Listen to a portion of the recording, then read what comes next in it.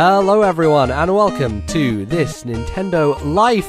This is a special episode. My name's still NBZ though, but I'm here not joined by Bally because he's having a good, funny, jolly time in Japan.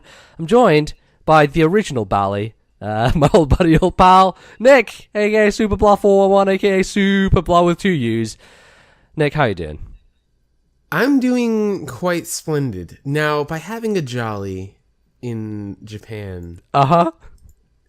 Is he like...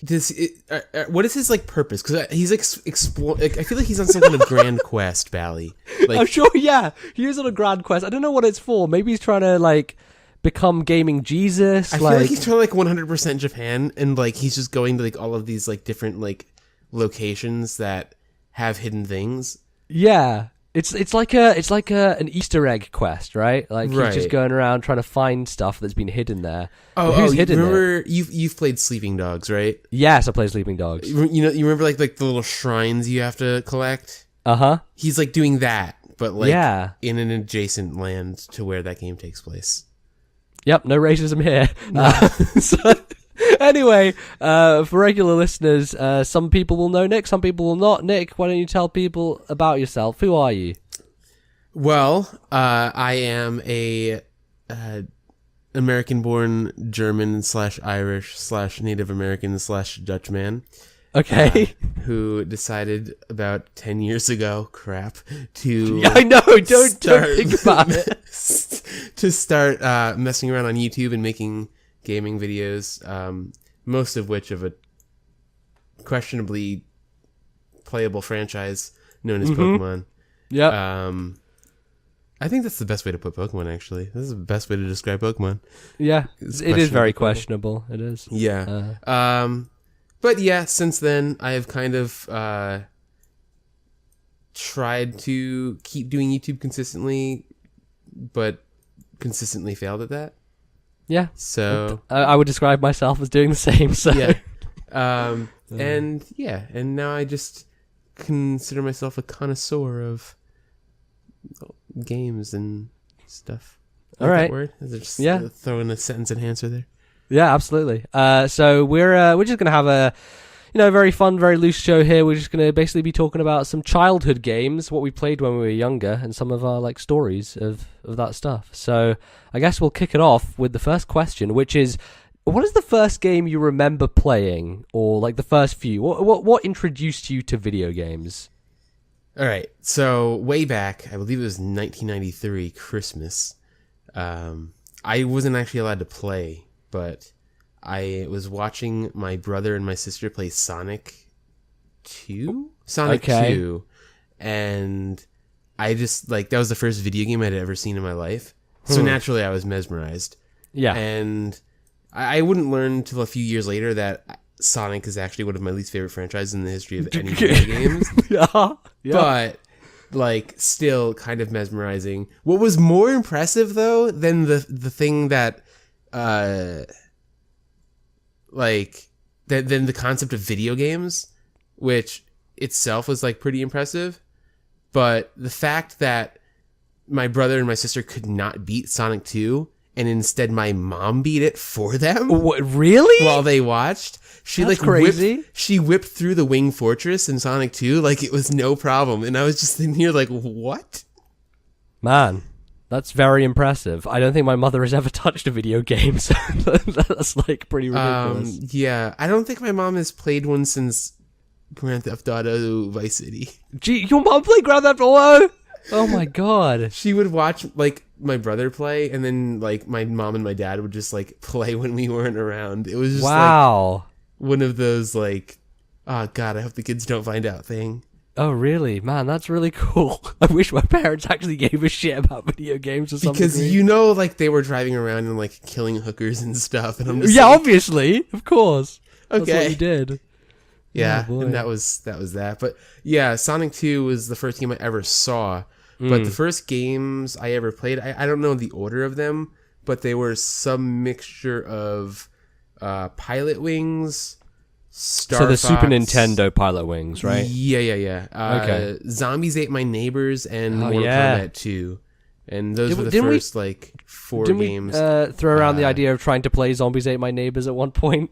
Yeah, that game is so hard. Yeah, it is really difficult. Yeah, I think that's actually one of the hardest games I've ever played. Man.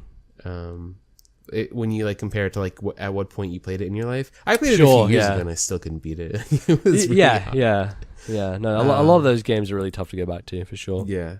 I think like it was really hard when I was younger because I was young and I was bad at it.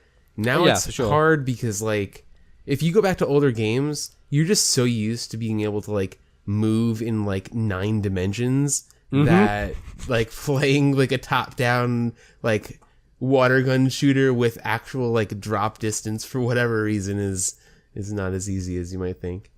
Yeah. So was the Super Nintendo your first console then that you had? The first one that I ever played on, yeah. I had my grandfather worked like he like worked around town. Like after he had retired, he like worked around. I think he like started driving a taxi for just fun because he was bored during the day. And one of the people that he always drove around worked at this electronics store. And one time he just gave him a huge box and it just had a Super Nintendo in it. And it had like a huge library, like every game that was basically out at the point. Man, that's crazy. And that was in like the early to mid 90s too. So it was still relatively, Yeah, like Super Nintendo was like 92, right? I think. So yeah, so it was like 94, 95. So it definitely wasn't dated at that point. And we had a ton of games. We had like this like Tiny Toon adventure game. Okay. It was like, that was a good one. That was a platformer that I liked. We had all of the Mario games as well. Whoa! I almost died. Podcasting is a dangerous sport, Nick. Yeah, it is. You got to watch out for those like rolling random fits of choking. I wasn't a big Mario fan. Still not, apparently, our previous conversation about you not thinking that Galaxy 1 and 2 belong in the top 7 Metacritic games. So I just don't think I think they're good games. I've beaten both of them. I've raged at both of them sufficiently to the point where I think our relationship with each other, myself and Super Mario Galaxy, has gone to the point where I can safely say that they are good games, yet I don't think they're top 10 of all time. Okay. It's a controversial statement, but, everyone's entitled to their opinion. Right. Even if it's a wrong opinion. Yes, absolutely. But, yeah, I think the first one that I really played for a long time was probably Star Fox. I think it's the first game I ever beat. Oh, wow, really? The original Star Fox? Star Fox, yeah. One. Wow. There wasn't one before SNES, right? Yeah. No, Just that is the original first Star one. Fox. Yeah. And I remember being super excited when I finally got the Landmaster, like to the Landmaster part, because that thing was so fun to drive around. Yeah, it was great. That's one that I think I'll probably play through because I ordered a Super Nintendo Classic. Somehow I managed to get one because the UK actually people don't really care about Nintendo here, so I think it's easy. Like that's the one of all right. UK gets a lot of crap for having like delayed release dates and all that. Yeah, but you realize like there's like barely any people in the UK. Well, yeah, comparatively, sure, right. Yeah. And 2, they just don't care about Nintendo for whatever reason. No, they don't. Sega was much bigger here, and there's also all these like old PC stuff, which I will talk about because that's like kind of coincides with my first gaming experience. So like, I think the first video game I remember playing was more. It was less video games. It was more edutainment software. Like. My dad would buy these like Beatrix Potter things, which were like CDs that also had like mini games in them, but there was also like storytelling. And then there were these other games, which was like Space Quest or something, and you would like go through these different worlds, but you would be solving like math problems and stuff along the way. So I played a lot of weird edutainment stuff on my dad's laptop when I was younger. I don't know if you like done much edutainment games when you were little, but played a bunch. Yeah. So Pajama Sam, you are what you eat from your head to your feet. I have no idea what these are, but those were kind of my first, and I don't really know if you can even count those as video games. Like it's still like this introduction to gaming. Like, yeah, it's not a bad way. Like, if more people would have started with these kind of education-based games, we would probably live in a nicer world than we Yeah, do right maybe. Maybe.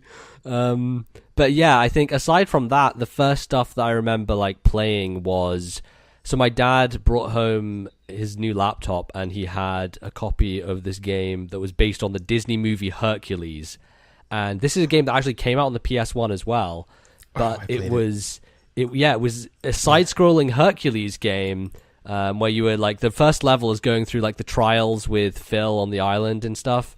And there's all these like dolls you have to beat up and stuff, and then there's these really cool levels at like Theed or wherever where you can see like the Cyclops in the background and like you're running to the foreground and background. Like it basically did kind of a mixture of side scroller and kind of Crash Bandicoot style, like behind the back camera stuff, and it was all in 2D and it actually looked really good. So you played this on PS1, did you? Yeah, I played it on PS1. I think I like rented it. I rented the game for a week. Yeah, I guess rentals were a much bigger thing back then, so that was Yeah. like the majority of how you'd experience it. But yeah, I was really bad at it, and I only got to that other level because there was some code that I managed to figure out how to do to get there. I think it was still a password system back then, because everything was on passwords. But yeah, because I remember getting to... But like, I don't think that game used a memory card, to be honest. Yeah, I can't remember. But I got to like the Cyclops level, and I just couldn't get past that because I was just bad, obviously. And then aside from that, like the stuff I grew up with was Amiga that was handed down to me by my cousin, because he'd like grown up during the 80s and he had an Amiga and all these like tons of games. And so he basically just dumped the entire thing on me. And so I had this system that was super fucking old. And it had like a joystick. Like the controller was a massive joystick with like these 4 massive buttons. It was very like classic like British gaming, you know? And there was a few games that I recall quite fondly. One is called James Pond. I don't know if you've heard of James Pond before. But it's basically like...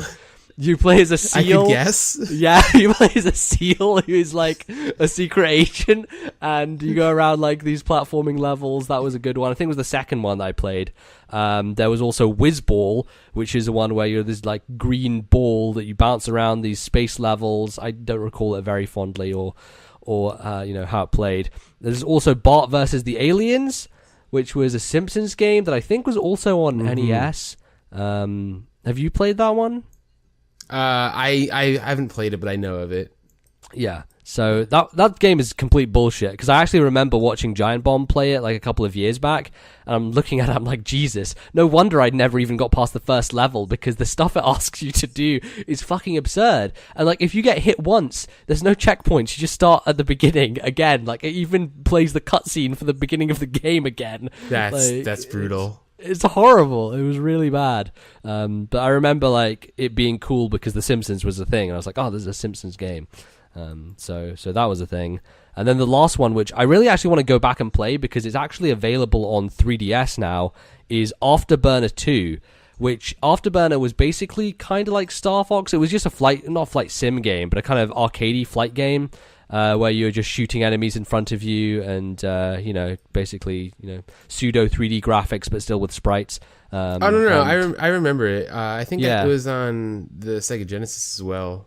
Okay, yeah. So I think a lot of these games just, like, were ports and crossed over from different systems. On, like, everything. Like, I had, like, Aladdin for, like, 3 different consoles. Yeah, I mean, Aladdin's an interesting one because it's, like, a completely different game on Genesis versus Super Nintendo. And then people prefer whichever version, so that's a interesting thing. I don't think I ever played. The mechanics are different, right? It's weird. They have different levels, different mechanics, all that stuff. But I've never played any of those like classic Disney games. So Lion King was kind of hard, actually. Yeah, like I was really like I'm bad at platformers now. As a kid, I was just hopeless. Yeah, I can imagine. So yeah, the Amiga was basically my first like major system that I owned until the PlayStation, of course, and the Game Boy. But yeah, that's I guess those are like my first games. Anything else that you can think of, like when you're young, aside from the Super Nintendo stuff? It was pretty much Super Nintendo, Sega. The first like game that was like just mine was when the PS1 came out, and it was actually Crash Bandicoot. So I remember setting up the PS1. I still have the box for my PS1, actually. That's crazy. Is it still in okay condition? It's probably not. Okay. Yeah, it's in like the basement somewhere, so I could just imagine it's probably just like falling apart somewhere. But I remember I remember it like crystal clear, just unboxing it and then booting up Crash Bandicoot, which was just so much fun to play. Yeah. And I haven't played the remake of it, but yeah, the trilogy, which is selling insanely well. Not to pardon the pun, I guess, because it's called the Insane Trilogy. But yeah, that thing is doing. And going back to our point about the UK hating Nintendo, Crash was massive here because the PlayStation 1 was massive here, and it has just done ridiculously well in the UK. And I think that's because everyone here has nostalgia. Yeah. Also, I think one of my favorite things about it was that they added like the intro stage to Uncharted 4. Oh yeah, dude, that was so good. I love that moment. That's like the best marketing for like, oh look, see this old game that's like really cool and everyone liked? Well, we're remaking it, but here, play it anyway. Yeah, absolutely. And then it gets like all these like younger kids like, hey, this is a game, let's play it. So you played Uncharted 4 now. I was just wondering because you hadn't played it last time I talked to you. I don't think. I've played half of it. Okay, you need to go back and finish that thing off. I don't want to play it unless I can like give my undivided attention to it. Yeah, sure, that makes sense. Because I feel like it deserves my undivided attention. It does. I was just full headphones on for that game. I remember having finished. I handed in an essay or something, and I just like came home and just sat there for like 6 hours and just blasted through the end of that game. It was really good. So anyway, that's a new game. Let's not talk about new games. Let's talk about more old games. The next question that I kind of proposed was, what's the game you think you lost the most hours to? And so I couldn't quantify it, but it would have to be I think by default, it would have to be either Pokemon Red or some version of Guitar Hero, whether it's 2 or 3. Ooh, yeah. I think that's a big one. Because when Pokemon Red came out, obviously I was addicted to it. Yeah, like everybody totally. was. Like glued to it for years, and like I still speedrun it and stuff. So yeah, the meter's still ticking on that. Sure, it keeps and going then up every day. Between Guitar Hero 2 and 3, have you ever tried being? You actually, in fact, have tried being a teenager with a Guitar Hero controller in your hand and friends. So there's just countless hours of mindlessly clicking away at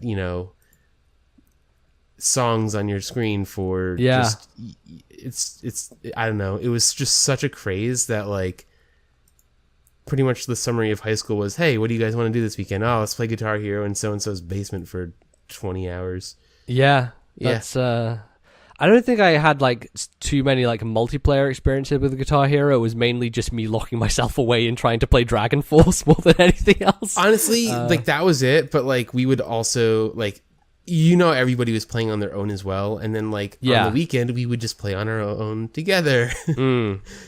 And like it was really cool cuz people like would be like they would try to beat their high scores, and then like you can beat Jordan on Expert, and like that was really hard to do.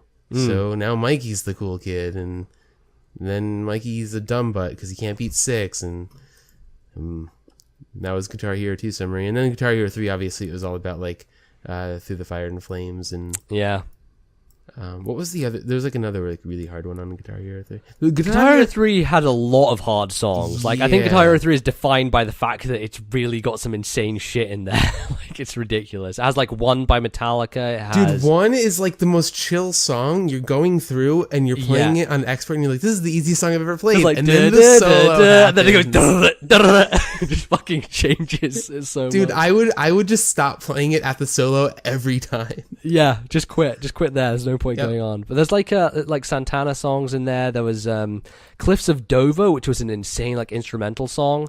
Like I have the thing about Guitar Hero 3 is it's not only an important game for me just because the game was fucking good. Like I started playing the real guitar because of that game. Like that game shaped my music taste when I was that age. Like it's kind of crazy the influence that game had on me. And actually before Guitar Hero, I hadn't heard of like 90% of these songs. So yeah, it was big exposure for sure to just like be like, hey, this is some music. You should like broaden. The radio is not the only music that's out there. Like you can actually listen to all these different bands and stuff.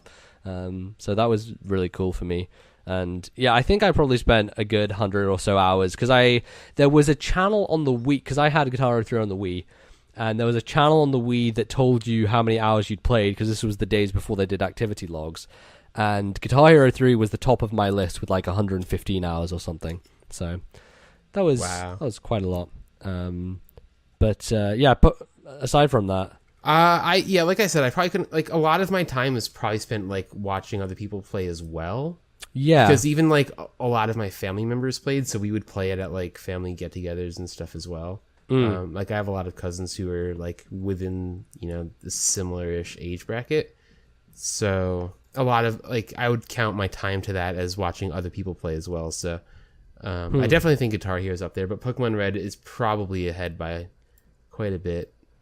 Yeah, see, here's the thing, like I feel like that's like unfair for like anyone born between like 85 and 95. Yeah, like Pokemon is the answer, like is the ultimate answer. But I don't know how many hours I collectively put into like the second generation, because I owned all 3 games for that, and that was the one where I was really putting a lot of time in. Like I played a lot of Blue, but I didn't like go crazy, because like that's the thing. Like it gets scary if you start adding up all of the generations. Yeah, then it's just out of control. It is, absolutely. But like the thing that I remember, I've probably put the most time in, if we're talking about franchises, probably MLB The Show. Oh really? Okay, yeah, because you're a big baseball fan, so right. Like I would play that like if I didn't have anything else to play, like story wise. That was just like my go-to game. Okay. Like I'd probably play it for like an hour or two a day for most of the year. So yeah. And then like on Rocket League, we were talking about before, Rocket League I have over 500 hours on. So I don't know. It's definitely scary to think about how much time you've like just put into video games in your life. Yeah, I know. It's a bit shocking, but I think Pokemon's probably a similar one for me. The reason I was saying I don't think Blue is higher than my Gold or Silver stuff is because during the Pokemon Blue era, it was so much about like the extra media that surrounded Pokemon as well. So I was spending a lot of time with the cards, and I was spending a lot of time watching the anime and like just doing all this different stuff surrounding the game, and not like focusing all my attention on just the game. So yeah, I think that makes a lot of sense. Whereas when Gen 2 came out, it was pretty much just the game. Yeah, like the anime tapered off. They did like the Lugia film, and then the Entei film, and then like after that, I don't think I remember them putting anything out in cinemas here. So it kind of was like, I think Entei was the last one, honestly. Yeah, because the Cerebi one was coming out, and then like they never, or Celebi, Cerebi. God damn it. I say that because it was only coming out in Japan, and they call it Cerebi in Japan. So. Technically, it's not untrue. Yes, absolutely. That's all we're looking for here. I was having a conversation with Sanjit the other day, and we're just talking about how like back in the 5th gen days, we just all called the 5th gen Pokemon by their Japanese names because the English ones didn't exist yet, like, and then somehow I can still recall all those Japanese names weirdly. I think it's because of like the initial impression. Like, you didn't like. I don't know. Like there was nothing else to call them by. So yeah. Natore, stuck in my brain, still there.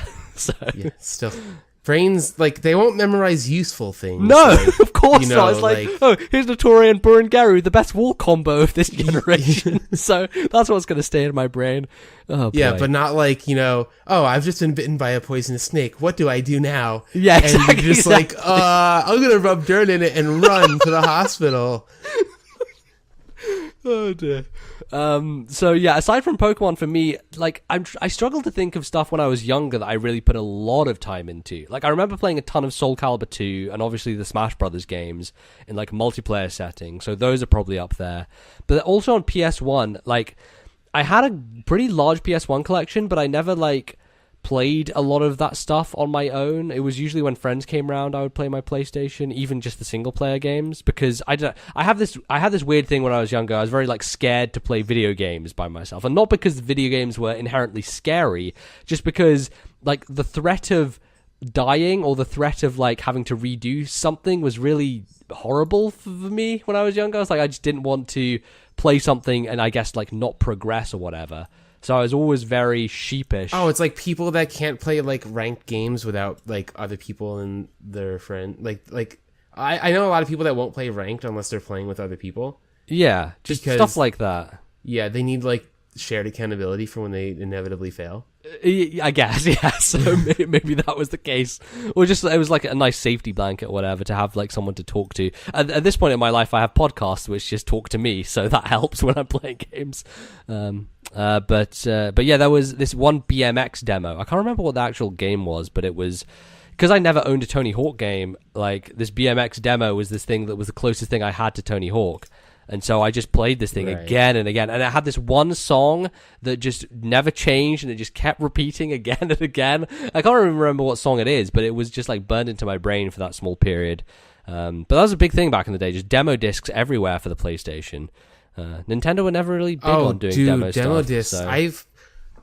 The demo disc was like the first time I ever played Metal Gear. It was on a demo disc. I think like Cool Borders, which is like one of like my favorite like. Cool Borders is great. My cousin had Cool Borders, and it was one of those games that I always wanted to have and never got. But it was like the sort of thing with those style of games where it wasn't like campaign based, like it wasn't to have a story that you had to go through levels. It was just like, hey, do a run down a hill. It's fun. That was the sort of stuff I played more frequently, I guess, when I was younger. Yeah, I think demo discs were like largely impactful for me siding with like PlayStation when I was younger. Mm-hmm. They just because like they would just come like attached to a magazine. Like you could just pick up a $3 magazine and here's a demo disc with like 4 games in it.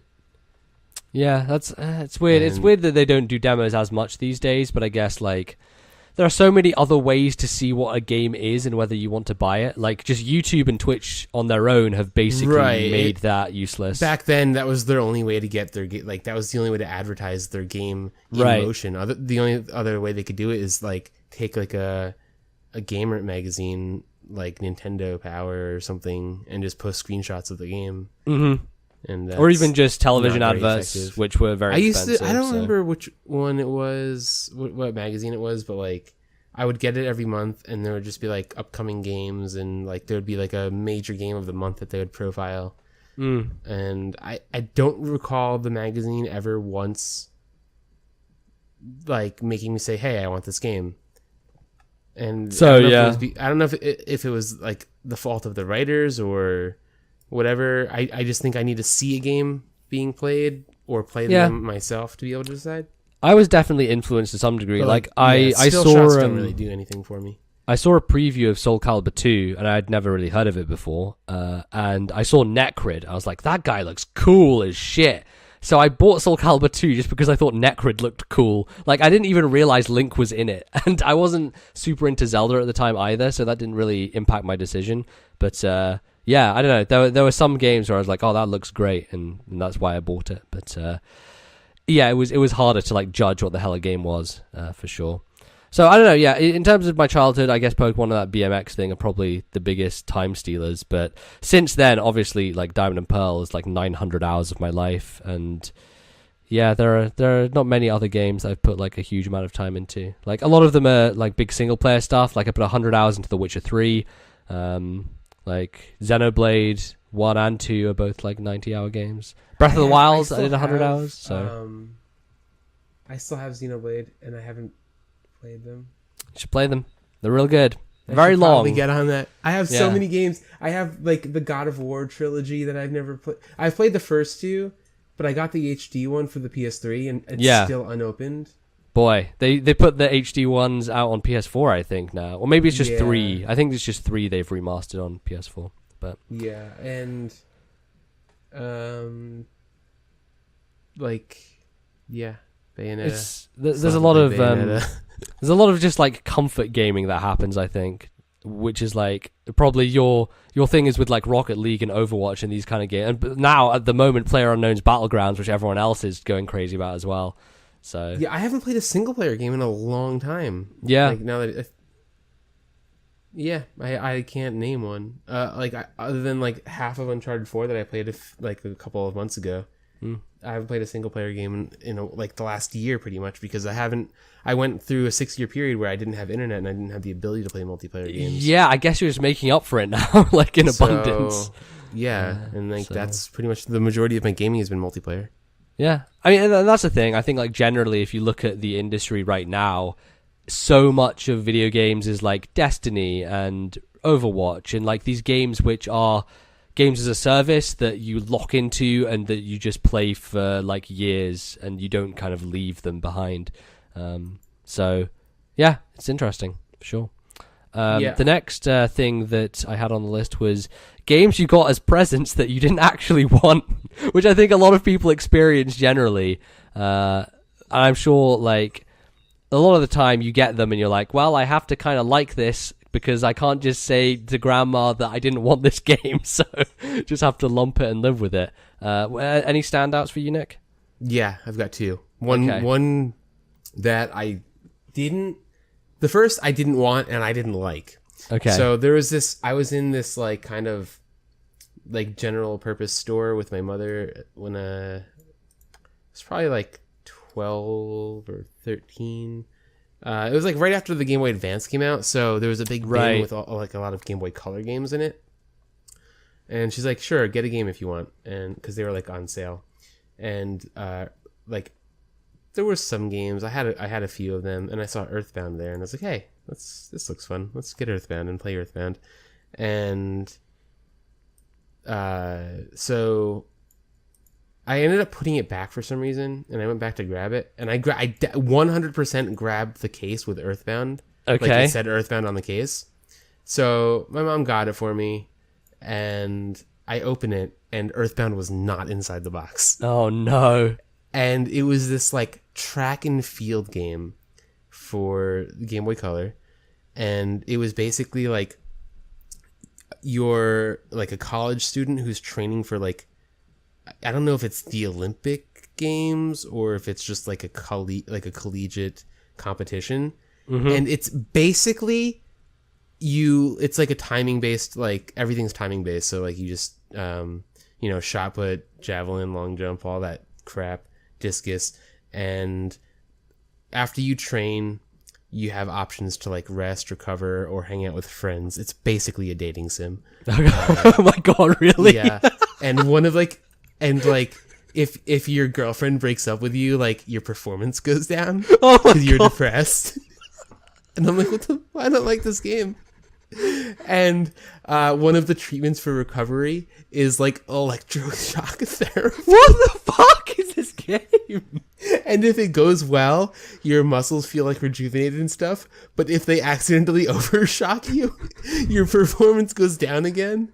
Man. And yeah, it was the worst game I've ever played, I think. God, when you're talking to me about like a track and field game, I did not expect it to go in this direction. Yeah, this is what the game was, and I was expecting to play Earthbound when I got home. Oh my God.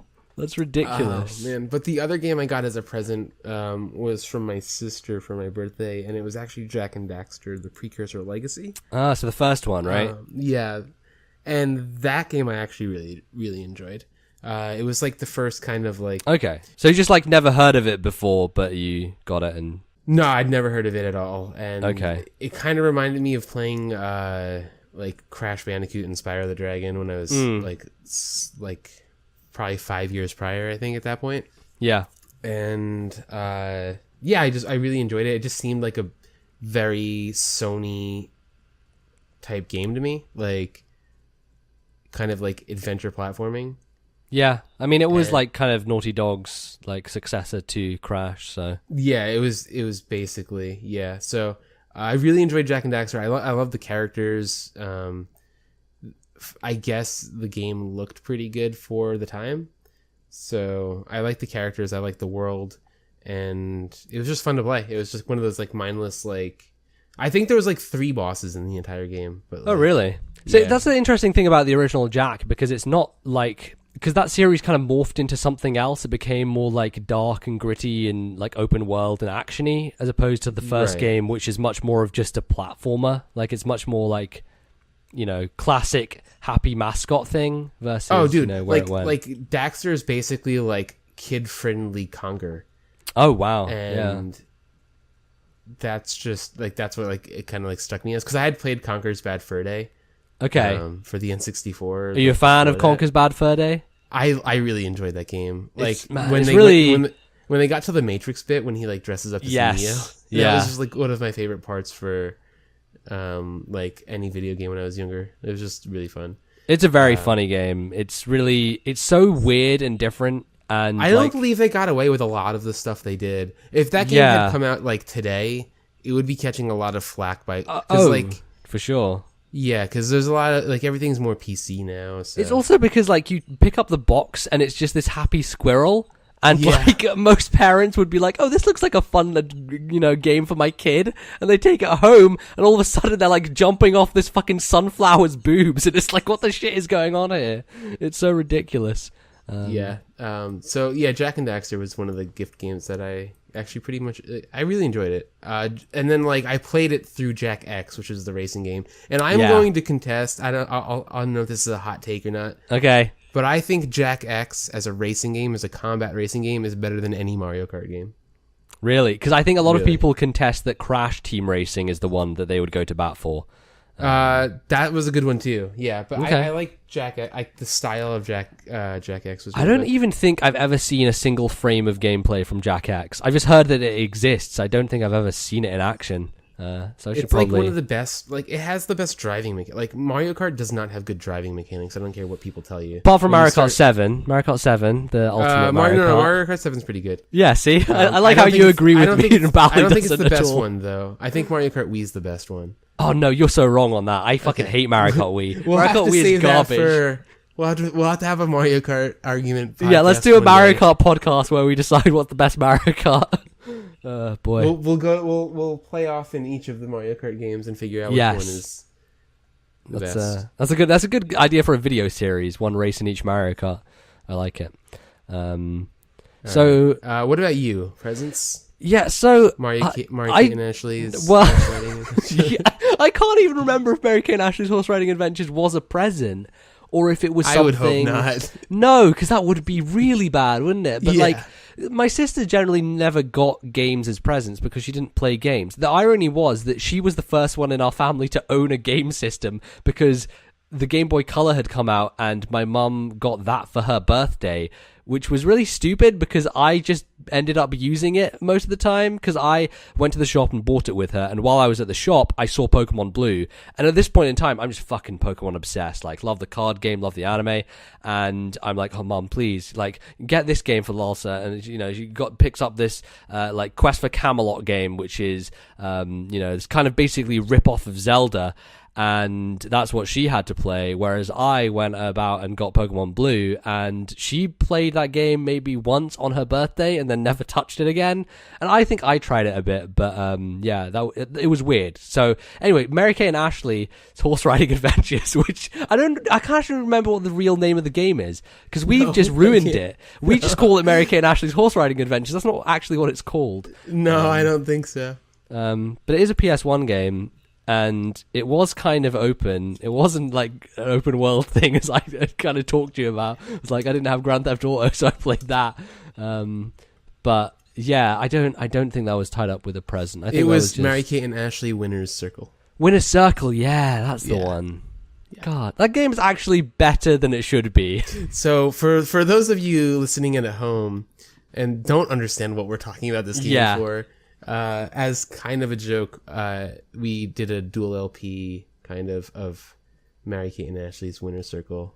Yeah, I'll try and put a link to. It's on this channel, right? Well, I think this. I don't know where this video is going. This will probably go on my channel as well. But anyway, yeah, I'll put a link in the iTunes description and in the YouTube whatever to it's an experience. It's special video. We did 3 of them actually, 3 parts of that. So yeah. fun times. But aside from that, so here's one that Bally always reminds me of that I don't actually remember happening.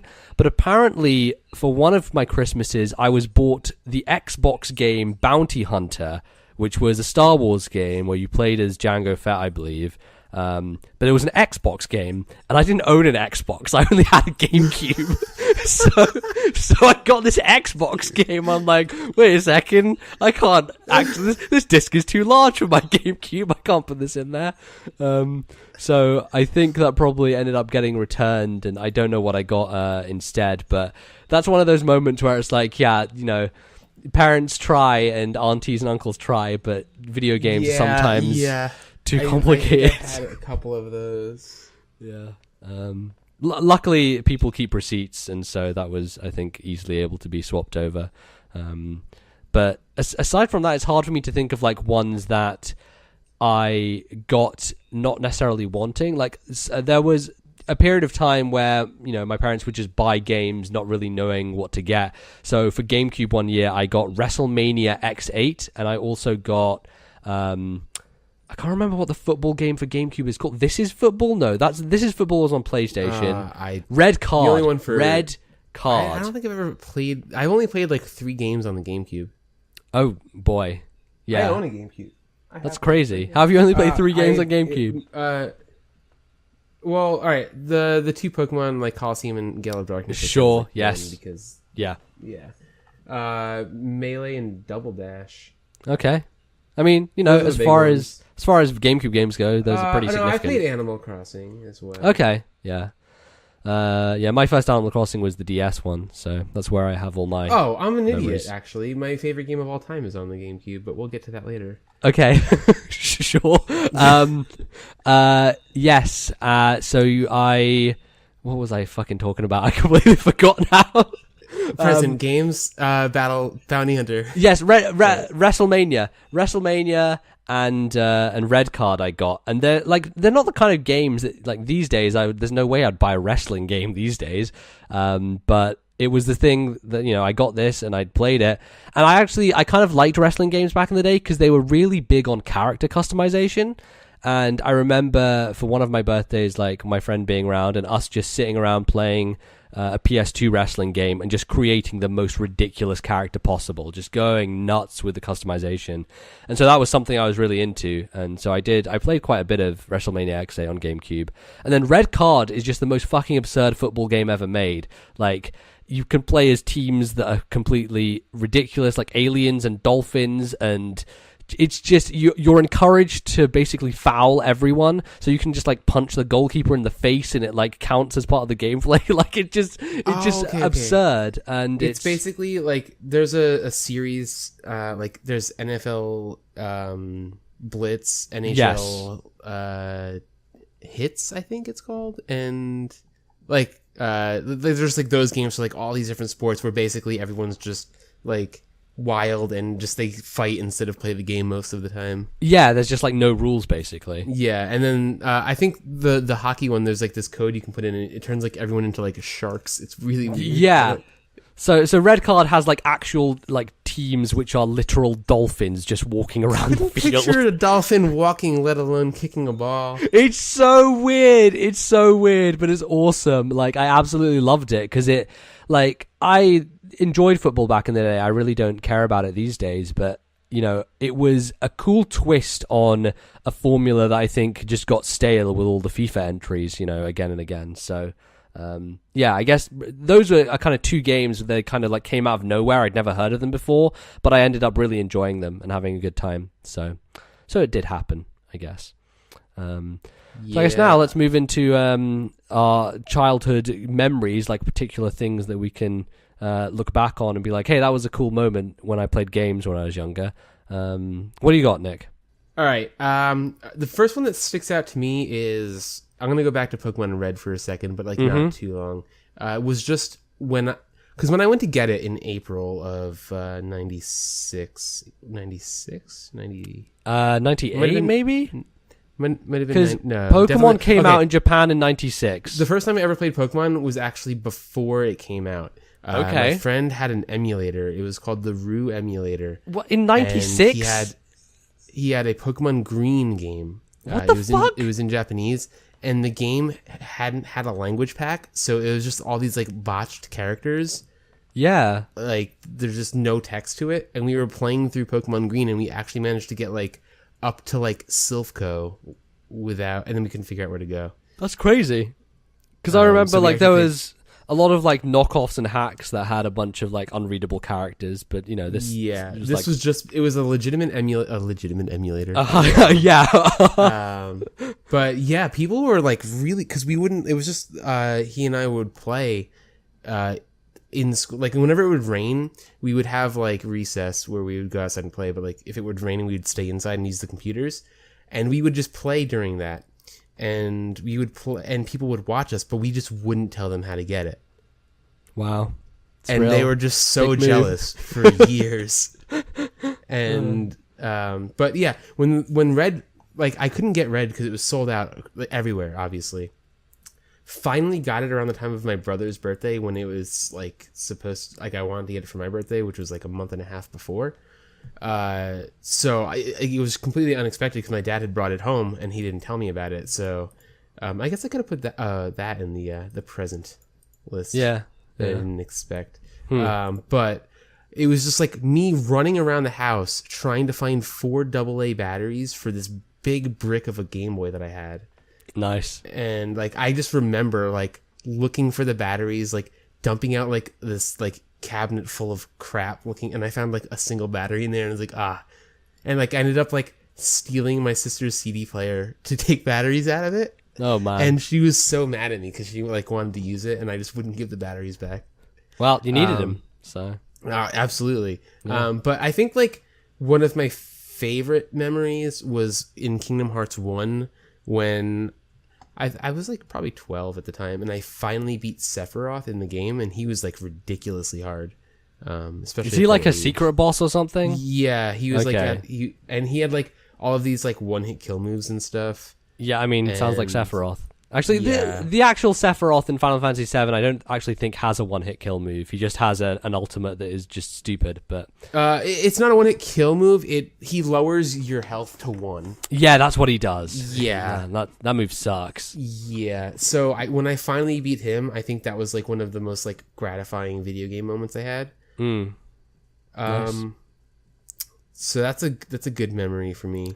Also, I think like just playing like Mario Kart 64 with my siblings, because like we never really talked much.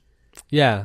When we were younger, so just playing like Mario, like my older brother, because both my siblings are older, so like they talked a lot more. Okay. And they were just like, let's just ignore Nick, he's the loser. Oh.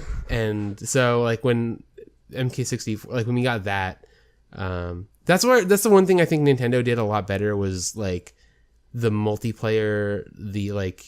The multiplayer was more. Yeah, I mean, it was just out the box. It was a focus because you had 4 controller ports versus the PlayStation's 2. So right, they were basically saying, would play just.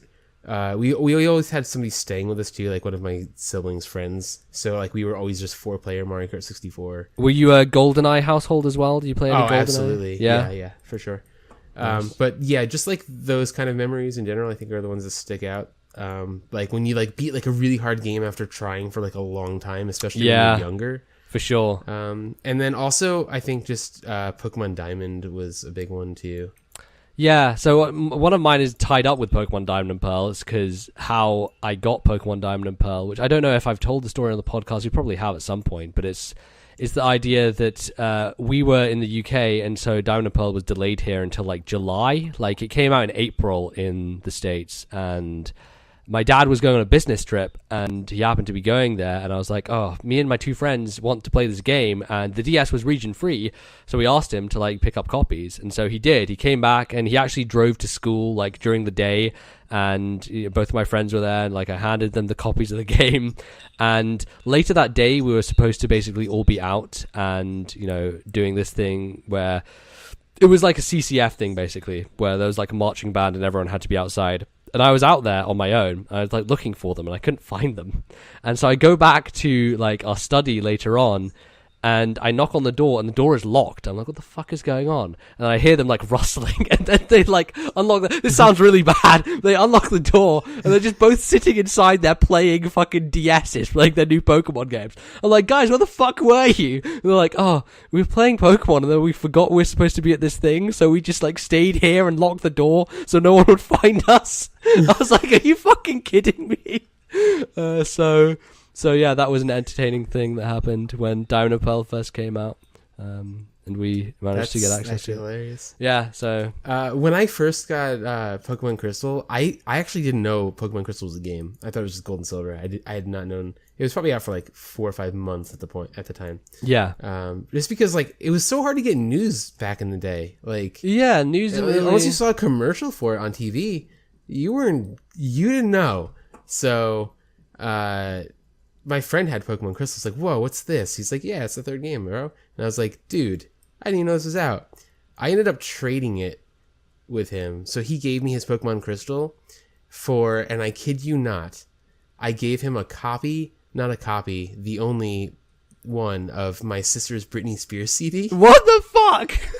Because, I don't know, he was like super into Britney Spears, and his parents like wouldn't let him have the CD. Really? Wow. So I traded it to him. Oh my god. And my sister was just like, she had got it as like a whatever thing. I don't think she really cared. She wasn't a big like Britney Spears fan, I guess. And he was just like, yeah, I'll do that, sure. That's crazy. And that's how I got Pokemon Crystal and the Pokemon trading card game, actually, for the Game Boy Color. Oh, nice, yeah. That's a good game. So he must have really wanted that. That was one of my more fun memories, I think. I wonder if he looks back on that trade now and thinks, man, I made the wrong decision. Probably. Oh dear. That's great. I liked Britney Spears in a way that was, I don't know, I had her first album for whatever reason. I think everybody did. My brother definitely did. Yeah, she was good when it started, and then I don't know. Things happened with Britney Spears. So I guess other Pokemon stuff was like sleepovers all the time I had with Pokemon, which was a big deal. There was also like moments where there was like 6 people all playing Pokemon at once in one house. And I remember trying to fight someone with a Mewtwo, and I just got decimated. I was like, what the fuck? How's this one thing killing me so easily? I just didn't understand, because I had like all these level 100s that I'd hacked basically using the, missing no trick and all that shit.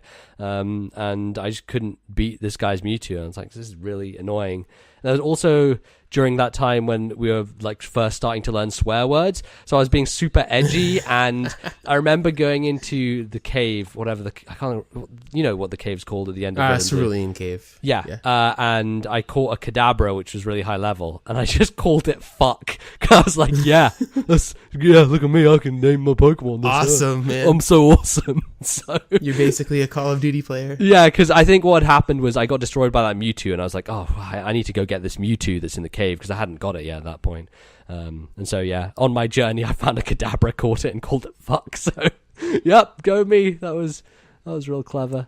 But speaking of like sleepovers, we used to have one to play Smash 64 a lot. Oh, nice. And I remember one in particular, we were trying to unlock Luigi, and it took us like most of the night to do it. Oh, really? How hard was it to unlock Luigi in 64? I don't remember the unlock. I don't remember what you had to do to unlock him, but it was... I think like one of them was like board the platforms with the Jigglypuff. Uh-huh. And that one was like super hard. Yeah, it's weird because I own Smash 64 through Virtual Console, and I don't think I actually have all the characters unlocked, because I'm sure there's like, I think you can unlock them just by playing enough matches, but there's like other weird ways to do it as well. Which is one of those things I kind of miss from Smash Brothers, because in Smash 4 there wasn't any like super weird ways to unlock characters. Whereas in Melee, there was like so many. Yeah, it's called a credit card. Yeah, exactly. Yeah, oh god damn it. I enjoyed like unlocking characters. It gave you some sense of achievement. But... Yeah, absolutely. It's funny you bring up unlocking Luigi, because that's also kind of tied to one of my memories with games. Is I was at Bally's house playing Melee, and we were trying to unlock characters, and he had. Because the internet wasn't like super big back then, so it was hard to like look up how to unlock people. And he had a magazine that told you like how to unlock everyone, and we were trying to figure out Luigi. And what you had to do was beat like the first level of adventure mode and have like a 2 digit in the correct place at the end of the clock when you cross the finish line, and then Luigi would appear, and you'd fight him to try and unlock him. And we'd just been trying forever and ever to like beat him, and we couldn't because we were all really bad. He was hard as a computer too. Yeah, especially as a kid. He was difficult, and eventually Bally beats Luigi. And he just fucking erupts. He just fucking screams and starts running around the house, like shouting his head off because he'd unlocked Luigi. It was the most over-the-top reaction I've ever seen in my life for anything. And it was just so ridiculous because it was just like, it was so easy to unlock Luigi. Like, you just had to follow these instructions and do it. But for us, as like kids at the time, were like, oh my god, this is a monumental achievement. And his mum was like, what are you doing? Like, it was really strange. But he just ran around the house screaming his head off. So that's like seared into my brain. Yeah. And yeah, I don't know. I'm trying to think of like other ones. Another one which kind of like more tied up with like marathon gaming sessions was Spider-Man 2. When that came out on GameCube, Bally got it, and we were at his house, and we played it for like 7 hours straight. And then we had a sleepover, and then I woke up the next morning, and he was like, I think we were just organized for me to go to his house, then him to come to mine. So we went to my house, and then we just played it for another 7 hours straight. It was just like this marathon session of doing nothing else but playing Spider-Man 2. That game was so good. It was like, it didn't even matter what console you played it on. It was on GameCube, PS2, and I think it was on Xbox as well. Yes. But it was good on, it was just a really well-made game. Yeah, and there really hasn't been a Spider-Man game to challenge it since, which is why I'm hoping this new one from Insomniac is going to hopefully do that. You seen the trailers for the new one? Yeah, I have. Yeah, it looks pretty good. There's some quick time stuff, which I think people are a little bit iffy on, but aside from that. I think they have like super high standards too. Yeah, Insomniac are a really good studio. They make very good games. So one of, I think, not really so much a memory. It wasn't that long ago. It was probably 6 or 7 years ago. But one of like my favorite series as a kid was Zoids. Yeah, can you? So I knew this was going to come up. So can you please explain to me what the fuck Zoids is? Because you always talk about Zoids, and I'm like, what the shit like, is Zoids?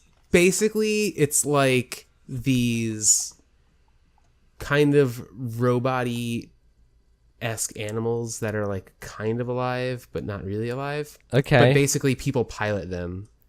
So they're Gundam. They're like kind of like Gundams based on animals. Okay. And they competitively fight each other with them. So like they'll have teams of 3 and they'll go into combat, and obviously if you knock out your... Was this like a TV show or something back in the day? Is that it was yeah. It was. And one of the games was called Zoids Battle Legends for the GameCube. And I was really super into the game. I loved the show. I loved the game when I was younger. And then I found out that they had made, that was actually the second one. The first one never got an American release. And the third one never got an American release. Oh. But the third one was supposed to be like this amazing game. The mechanics are awesome. They added like flying Zoids into the game, which was just not possible. Like they had flying Zoids in the one that I played, but like they would just hover off the ground. Okay. I couldn't figure out how to make them fly. And I was like, oh, cool. I have GameCube. Let's see if I can like region hack this bad boy and get Zoids versus 3. That's what they called it. GameCube, I remember, was like pretty easy to change the region. It wasn't just like a flip that you switched, a switch that you flipped or something underneath it. But the game was selling used for like $280. That's absurd. That's ridiculous. Yeah. And then you remember that like long odyssey I went on to hack my Wii U or my Wii? Yes, yeah. The regular Wii back in the day, like before I used all of the infinite blue shells on you in Mario Party. Fuck that. That must be in your top gaming memories, screwing me over with blue it's shells. one of them. It's pretty good. I homebrewed my Wii for the purpose of playing Zoids versus 3 because you could region free it. Right, because there was no like block on it. Sure enough, it became one of my favorite games of all time. Wow. Just out of like enjoyment for the series, but also it was just a very good game as well. And I still don't, I can't read a single word of the game because none of the text is in English. So those second 2 games are basically Japanese only releases. Yeah. And yeah, so like just like it took me a really long time because my Wii version number was like a weird version number, so I had to go through like a whole bunch of extra crap, and it took me like a good 2 weeks to actually get my Wii working and like just like it finally working, and then the game actually living up to the hype was really a big thing. And there's like nothing online about the game. Yeah, like, it's one of those things like the only person I ever hear talk about Zoids is you. Like that's where I know it from. Like honestly, like I can upload a video. Like I uploaded a video of me playing it, and it still gets views because it's like the only one. Yeah, because no one else on YouTube is like making videos about Zoids. So no, but they should be. You all should be. Nick, maybe this is the thing. This is where your career takes off. Is the Zoids YouTube scene? You got to do it. Is a 14-year-old Zoids game? Absolutely. That's what people care about niche games. Niche games can do well, so it is possible. Oh, yeah. Yeah, that's pretty much it for my memories. I think I'm out of memory. My memory is all gone. Yeah, I know. The memories just seep away over the years, don't they? I just want to, not have this podcast be like, 14 weeks long. Yeah. I'm pretty sure we could go that long. We probably could do, for sure. There's another one that I want to bring up, which is tied to Pokemon, but also just like general games, whatever. It was a sleepover for one of my friend's birthdays, and this isn't really... I mean, I guess this was during the time when I first beat Pokemon Gold. Like, I got to the Elite Four and finished Gold for the first time, so like that's kind of the era around when this was happening. But this memory isn't really to do with games. My friend got a paintball gun for his birthday, okay? So he gets this paintball gun, and he stands out in the field. He lives out in the country because he moved there for whatever reason. And we're all standing in this field, and he's like, okay, I need to test my paintball gun. All of you stand there, and I'm going to shoot at you with my paintball gun. So we're just like standing there in this field, and our friend is just taking this paintball gun and like systematically shooting us with it. And I'm like, why is this happening? Like, how did I get into this situation? And I can't remember. There were some weird rules about it or some bullshit. But I ended up being like the last one standing there. I just got like hit a bunch with balls. It was really terrible. I don't think they actually had like paint inside them. They were like test ones or whatever. Okay. So I didn't like none of those my clothes things got can ruined, hurt sometimes. They are fucking painful if you get hit in the wrong place. We used to have them as well, and my brother played pretty seriously, but he was also a really big douchebag. He literally put a bag of paintballs in the freezer so they were frozen paintballs. Fuck that and shit. I had bruises all over me, and it hurt so bad. That's fucking And then he wore this like swimming vest under his shirt. So whenever I would shoot him, it would just bounce off him and they wouldn't break. He would do the scummiest things ever. Man, I stopped playing paintball so fast. Yeah, I'm trying to think if there are any paintball video games. Like the closest I can think is Splatoon, I'm sure there which are. is like no, it's not I'm paintball, pretty sure there's like these lower. What's the? I don't know. I don't even know how you would even. Yeah, say just like second tier kind of games. Yeah, definitely not AAA games. Yeah, like kind of the THQ sort of level games. Yeah, they're like lowercase a games. Yeah, exactly. There probably are a bunch of those out there.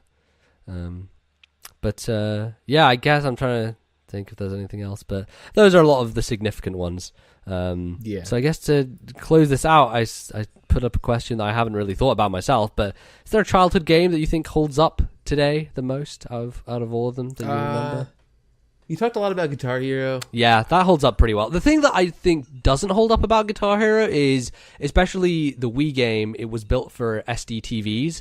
So playing those on TVs these days, you have to like adjust for the lag. Input lag. Yeah. Yes. Which sucks. I would get so frustrated because I thought I was getting worse. No, yeah. And then I realized, wait, there's input lag on this. And that's why I can't use the stupid wireless controller that came with World Tour. Yeah. Because wireless controllers just make it worse. So, like, I refuse to play unless I can get a Guitar Hero 2 wired controller. Like, I will not play it unless it's wired. Need that precision. Sure. Need it. Like, I'm an elitist when it comes to my Guitar Hero. Absolutely. If I'm going to fail the solo of one, I want to do it wired. Exactly. Exactly. One of the older games I think holds up really well is Street Fighter 2. Yeah, sure. it was just like a really solidly made fighting game. Like if you want to play a fighter, Street Fighter 2 is still one of the, like a really popular one to do. Yeah, it's a benchmark for today. Yeah, absolutely. And I think Kingdom Hearts 2 also holds up. Not the first one. The first one doesn't really hold up too well. See, I was waiting to discuss Kingdom Hearts with you because we were talking about wrong opinions. So yeah, the first one I really enjoyed, and it's obviously one of my favorite games. A lot of reason for it being nostalgia. Sure. But mechanically, the first one was not very good. Kingdom Hearts 2, I think, is a lot better mechanically and holds up a lot better.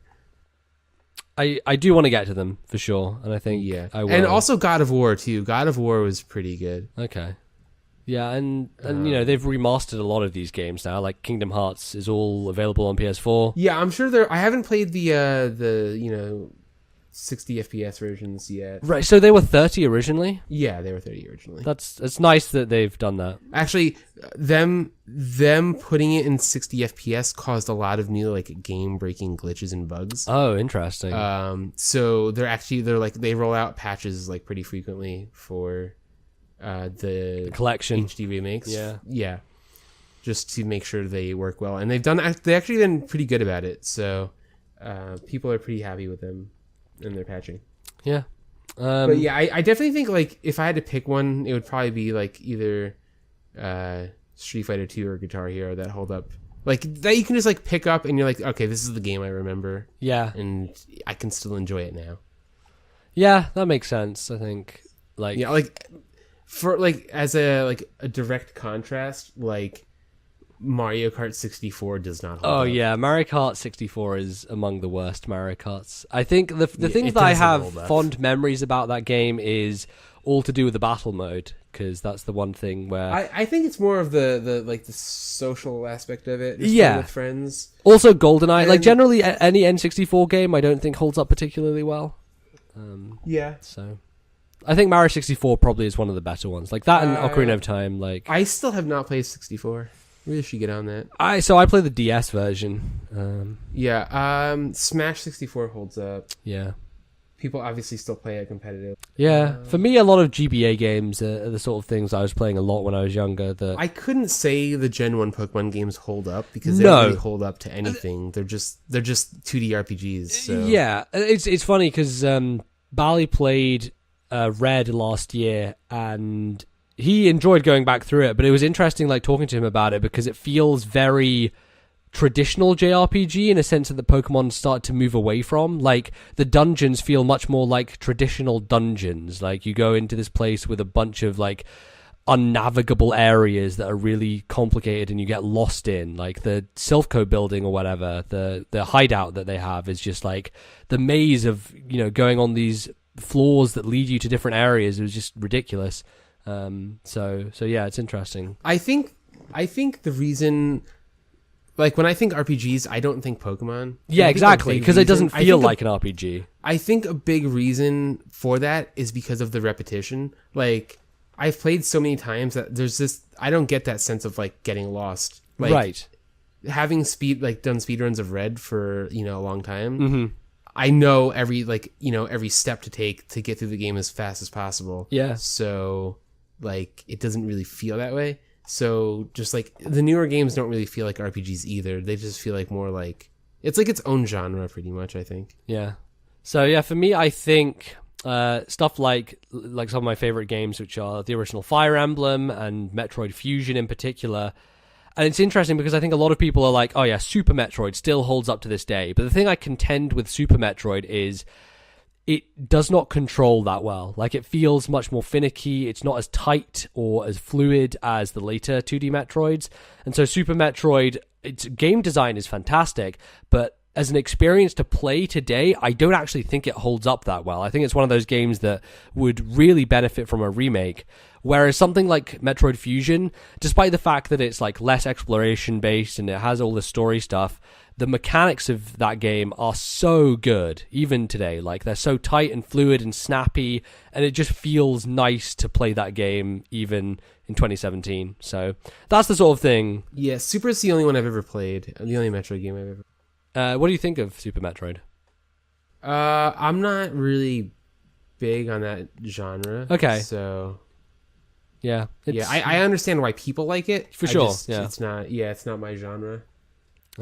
But yeah, I don't know. I think those are kind of the ones that I think of the most. And I think, like, if you're talking like GameCube era onwards, generally it's pretty easy to go back to games like that. The N64 is a weird generation. Yeah, I think because we're still on.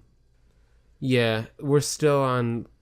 I think it's because like that generation, PS2, GameCube, they have this more 3D movement that you're more comfortable with now. Yeah, like they introduced being able to move in like pretty much any direction, which is why I think Mario 64 holds up pretty well, because you can do that there as well. Yeah. Whereas like when you go back to older games and you're like, like the early PS1 games didn't even have joystick compatibility. Have you tried to play Tomb Raider recently? The original Tomb Raider? Because boy, that game. I played Tomb Raider 2 a couple of years ago, and it's just, those games are awful. They're unplayable. Like the new Tomb Raiders are such masterpieces in comparison. Oh god, they're so good. Oh, I love the new Tomb Raiders. Yeah. Have you played Rise yet? The second one? I have, yeah. Nice. And those are like, actually the newest, like the original Tomb Raider reboot was the first game I ever played on, the first PC game I had played when I got my new PC back when it came out, like 2012. I did that as well. I remember. And I didn't even have a graphics card when I played it. Oh, really? Huh. Yeah. So then I had to replay it again with my graphics card, because it could I could put on like the nice hair. Yeah. Oh yeah. Trez FX. So, like, oh my god. Trez FX yeah. is a fucking nightmare. Like that tanks your GPU crazy. So like once I got my GPU, I had to replay it again in better quality, and then I played Dishonored right after that as well. Yeah, those are some great games for sure. I think like the last 5 years we've had like a ton of really, really good games. Yeah, it's been fantastic. This year in particular has been really good. You've been playing a lot of stuff. You've said like online multiplayer stuff. Aside from like, I haven't played anything. This has been like the biggest year for video games, especially single player games, and I haven't played any of them. Yeah, so like Horizon came out, and Zelda and the Switch. I haven't played Horizon. I haven't played Zelda. I haven't played. Nier came out. Nier Automata. People are talking about. Yeah. But you've been playing, I guess, what is like the biggest breakout hit of the year, which is PlayerUnknown's Battlegrounds. That's true. Definitely early access. Yes, 100%. But also very, very fun too. And it's just like this. It gives a lot of control to the players, and I think that's something that games don't do. It's one of those concepts which I've always been, especially shooters. Yeah, it's one of those concepts I've always been a fan of, because I always, back in the day when we were playing like Minecraft together, I was always like, oh, we should try and do one of those Hunger Games servers, because like that's the sort of thing that I like basically making a meta game out of the game itself. And then PlayerUnknown's Battlegrounds comes in, it's like, no, this is just the game. Like, it's literally that. Yeah. That's really cool. I think, like, most shooters, like Overwatch, they have these characters and, like... Yes. Or they'll have these, like, gun loadouts. Like, Titanfall will have, like, loadouts. Right.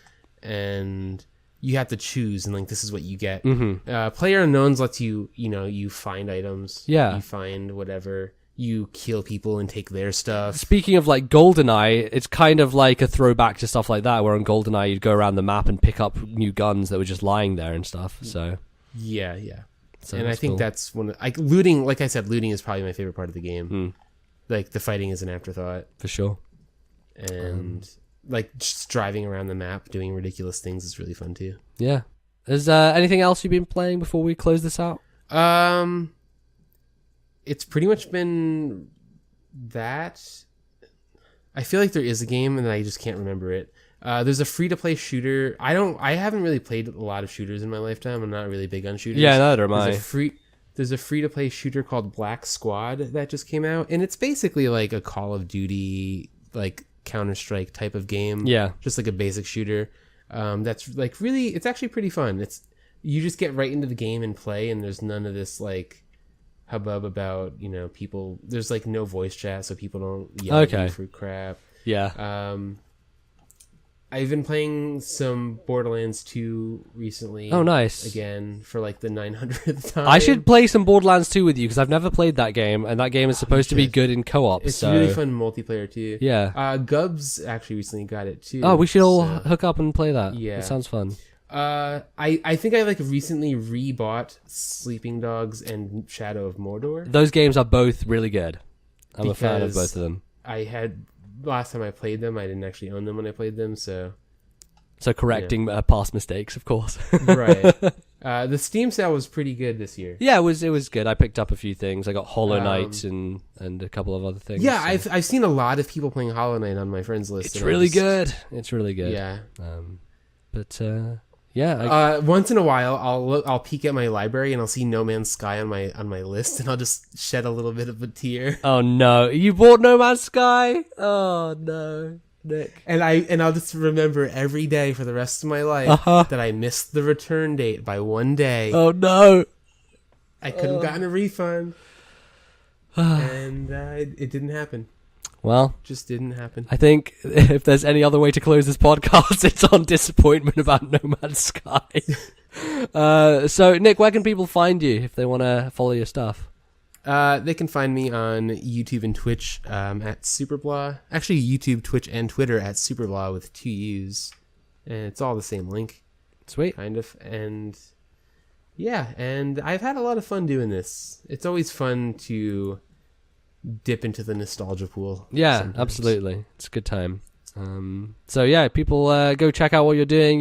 You were doing a Twitch stream the other day of playing a Pokemon game with one controller, but 2 different Pokemon games at once. And I have no idea how you set that shit up, but it seems ridiculous. So yeah, like you have to be innovative with Pokemon. Exactly. It can't be fun anymore. Yeah, that's like 90%. So I figured, hey, let's just play 2 different games with one controller and see how bad it goes. Yeah, no, it's a great idea.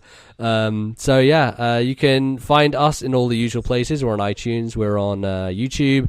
You can follow the podcast Twitter, which is at TNL Podcast. You can follow me at LordNBZ and give us a review on iTunes. We'll be back with regularly scheduled programming with episode 98.